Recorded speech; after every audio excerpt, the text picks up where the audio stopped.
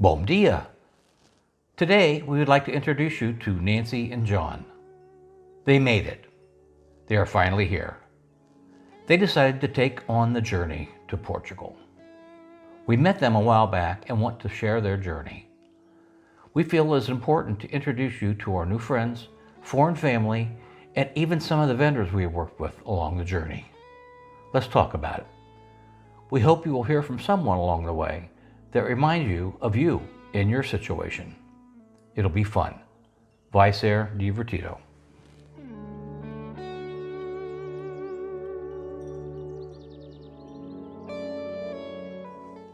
In today's video, we are walking to Camar de Lobos and plan to see the sunset along the way.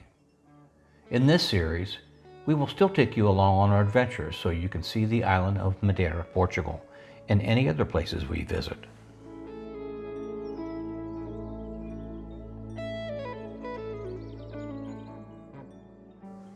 And in case you are new to our channel, or you thought I forgot, I am Alan.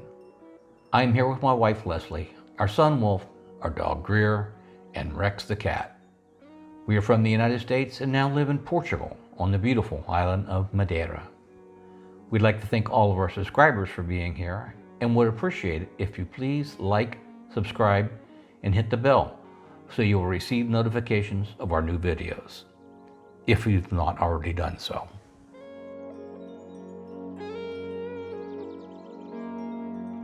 Today, I'd like to introduce you to our new friends, John and Hi. Nancy. We finally made it to Madeira, Portugal. We're so glad to have them. Hi. Hi.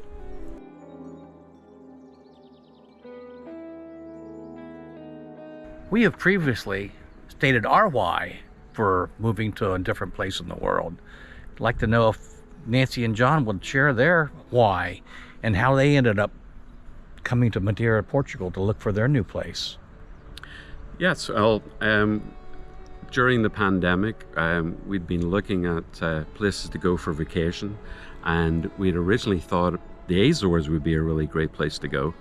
So we started watching YouTube videos, and suddenly up pops a video about Madeira, and the scenery here is so much more spectacular.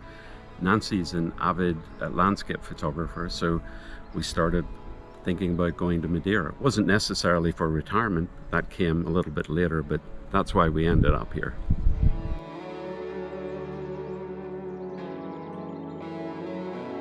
John, when you were talking about your why, you spoke to how you chose Madeira based off of vacation during COVID. Talk to me about how you chose it as a retirement destination. Well, Portugal, as we all know, is one of the top destinations for retirement for all of the reasons that everyone is familiar with: the cost of living, the quality of healthcare, safety, and so on. So Portugal was one of the places that we'd really been thinking about, and then Madeira just seemed to be the next logical choice because of essentially the landscape and the hiking trails, the ocean. It's an island destination. We thought this would be a great place to come to. Yes, we obviously agree with you, and you know, the landscape architecture and the horticulture background obviously go together really well.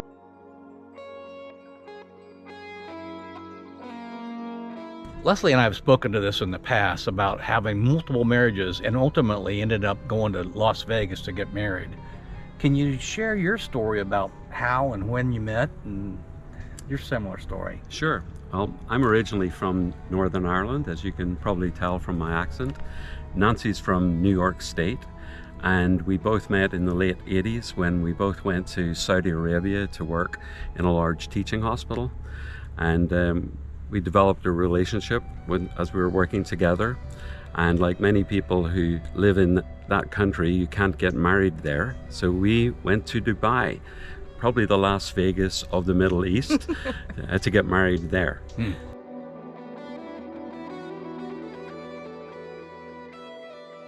Once you decided to move and to downsize all your worldly possessions, what advice would you give others when trying to do that as well? I know that's definitely something that's a big concern for everybody that's moving. And the main piece of advice I would give is start early and don't try to do too much all at once.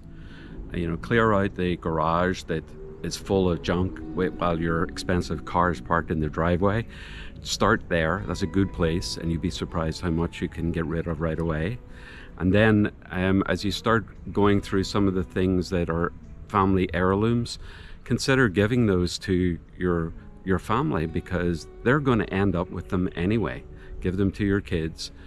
Another thing that we had was a lot of books, so you will have to let them go. And in this day and age, you can switch over to using ebooks. And then finally, I would say with photographs, Nancy really was concerned about all the photographs we had.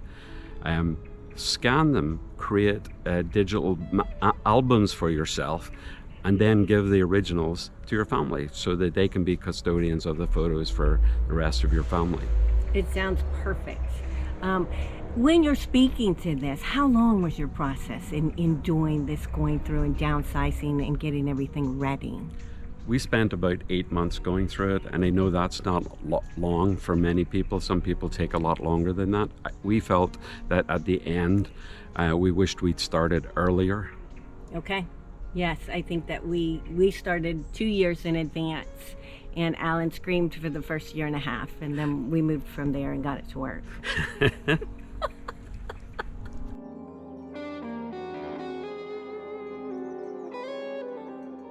John, you're coming here from the United States, but both of your journeys has been broad and wide, and many people have never done any of these journeys. Can you help others by sharing what you've learned through the years? Yes, I think the most important thing is that it's very hard to do all of this by yourself. You have to get help from other people. Some of the things in the move that we just made, we were able to do ourselves, and others, we needed to get the help of other people. There are great resources out there. Your channel is number one on our list for the clear information that you can get. But there's other resources and companies. Some people want to do it all themselves, and other people prefer to use people that offer it the moving services, as for visas and moving your belongings and everything else.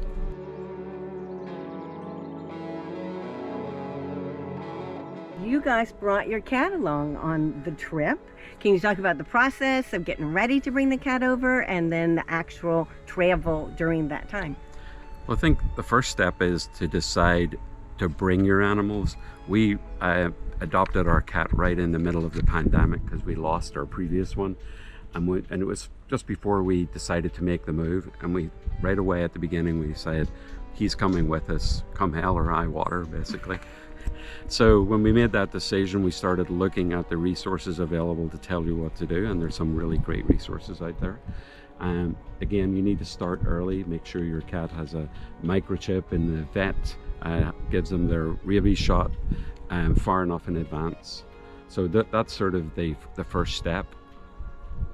Okay, and then, so once you go through understanding all of the steps you have to do 21 days out, and then the steps 10 days in, and for anybody who doesn't know, we have a video that kind of goes over that. It's very simple. But then it got down to scheduling the plane flights and the actual travel. Nancy, would you mind speaking to that? Because I know that was something that was big on your list. Well, we were originally going to put Phoenix into the hold, but then John had to look at what was going on with the weather, and we were really concerned. So we decided to have him fly in the cabin from Orange County to San Francisco, and then San Francisco to Lisbon. He would be underneath the seat with us in cabin. And then he was small enough that he could fit underneath there, just like Rex. Our cat could have fit.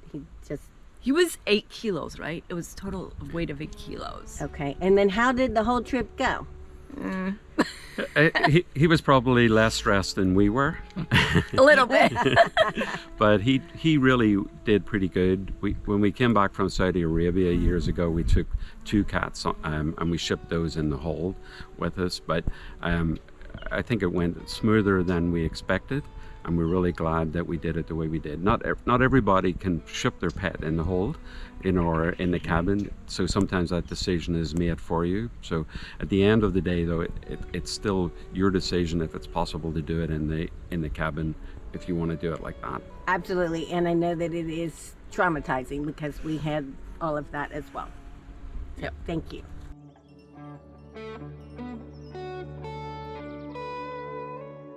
Okay, like any journey, we stumbled a few times on our journey. If you had 3 things to say that you stumbled with that you could improve upon, that way others can maybe not go there, what would you say?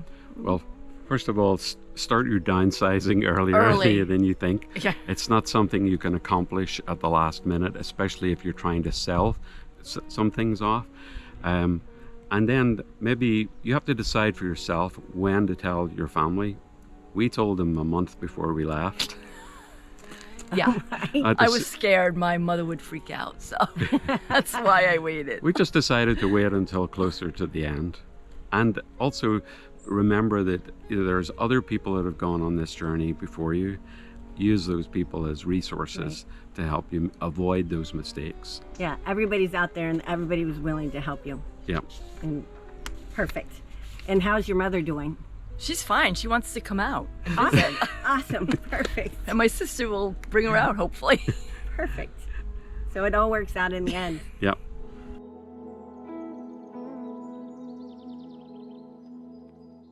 We want to thank you guys for your time today. We appreciate the new friendship that we're building, the time that we've spent over the last couple of months online, meeting each other. Thank you. Thank you very Thank much you. for all your help, and we're Thanks. glad to be here. Yes, we're ecstatic.